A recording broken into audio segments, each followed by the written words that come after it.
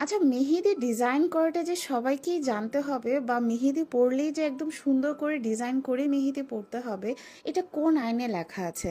না, কারণ এই কথাটা বলার রিজন হচ্ছে এবার ঈদে দেখলাম বেশ কিছু আপুরা মেহেদির কারো ডিজাইন খারাপ হলে সেই পোস্টে যে হাহারি এক দিচ্ছে, ইভেন তারা তাদের বিভিন্ন ধরনের মতামত সেখানে প্রকাশ করছে। আপনারা একটাবারও ভাবছেন না যে সবাইকে যে সুন্দর করে মেহেদি ডিজাইন করতে হবে বা পরতে হবে তা কখনোই না। এক একজনের এক এক দিকে গুণ থাকে, কেউ ভালো কেক বানাইতে পারে, কেউ ভালো সংসার সামলাইতে পারে, প্রত্যেকেরই আলাদা একটা গুণ থাকে। মেহেদি ডিজাইন করতে পারাটাই একদম সেই ম্যান্ডেটরি কোনো গুণ না যে যেটা দরকারি। মেহেদি জিনিসটা নিতান্তই একটা শখের জিনিস, মানুষ আনন্দ থেকে, মনের আনন্দ বা ভালো লাগা থেকে মেহেদি পরে।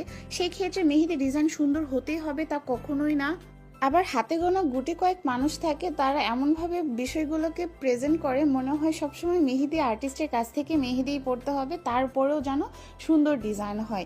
তাই মেহেদি আর্টিস্টদের কাছ থেকে মেহেদি পড়তে গেলে বেশ অনেকটা অঙ্কের একটা টাকা তাদেরকে পে করতে হয়।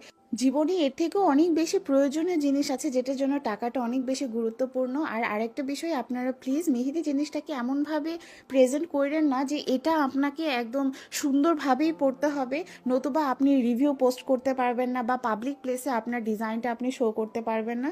এটার কারণে বেশ অনেক আপুরাই দেখা যায় ইদানিং আমাদেরকে রিভিউ দেয় যে আপু, কালার অনেক সুন্দর হয়েছে বা ডিজাইন সুন্দর হয় না, এই জন্য পোস্ট করতে পারলাম না। আপনাদের কিছু মানুষের এইরকম নেগেটিভ কমেন্ট বা হাহা রিয়াক্টের কারণে অনেক আপুরাই এখন তাদের ডিজাইনটাকে এভাবে শো করতে ইতস্তত বোধ করে। দয়া করে আপনারা কিছু মানুষ যে এই ধরনের নেগেটিভ কমেন্ট করা বা হাহা রিয়াক্ট দিয়ে যে অসুস্থ চর্চাটা করেন সেটা বাদ দিন, আর এটা মেনে নিতে শিখুন যে প্রত্যেকটা মানুষই প্রত্যেকটা জায়গাতে এক্সপার্ট হয় না, প্রত্যেকেরই আলাদা আলাদা গুণ থাকে, আর প্রত্যেকটা জিনিসই প্রত্যেকটা প্লেসে পারফেক্ট হইতে হবে তা কখনোই না।